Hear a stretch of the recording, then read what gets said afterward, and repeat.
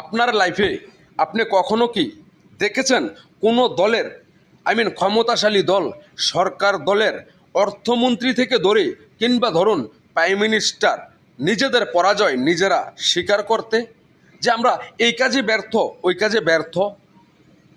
আর ঠিক এই ঘটনাটাই ঘটেছে আমাদের সোনার বাংলাদেশে।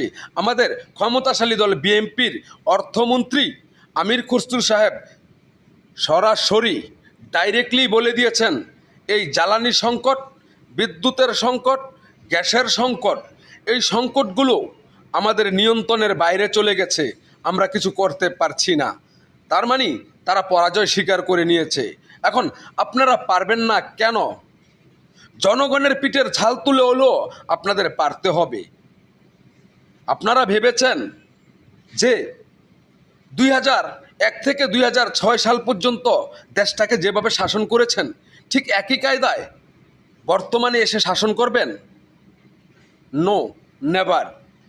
কারণ ওই শেখের বেটি এমন কাজ করে দিয়ে গেছে যে এখন হাঁকতে গেলে টয়লেটেও একটা সিসি ক্যামেরা থাকে, আবার একজন রিক্সা চালকের হাতেও একটা অ্যান্ড্রয়েড মোবাইল থাকে, যেই মোবাইল দিয়ে নাশকতামূলক, দুর্নীতিমূলক, চাঁদাবাজিমূলক প্রত্যেকটি কাজই সাথে সাথে ভিডিও হয়।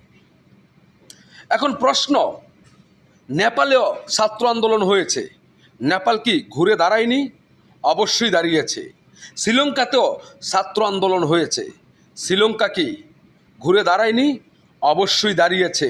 কিন্তু আমার সোনার বাংলা, আমি তোমায় ভালোবাসি, আমার দেশটা কেন ঘুরে দাঁড়াতে পারেনি?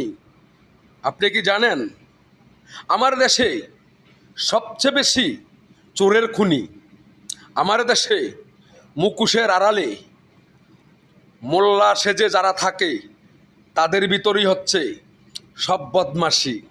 আমার দেশটাকে ধ্বংস করার মূল কারণ হয়েছে হাসনাত আবদুল্লাহ, সার্জিস, নাহিদ, শিশু আসিফ উপদেষ্টা থাকাকালীন, কিংবা তারা এই ছাত্র আন্দোলনের পরে গোটা বাংলাদেশে লুটপাট এটা সেটা করে দেশটাকে দেউলিয়া বানিয়ে দিয়েছে। আবার তাদেরকেই বাংলার মূর্খ কিছু জনগণ সংসদের মতো পবিত্র জায়গায় নিয়ে বসিয়েছে।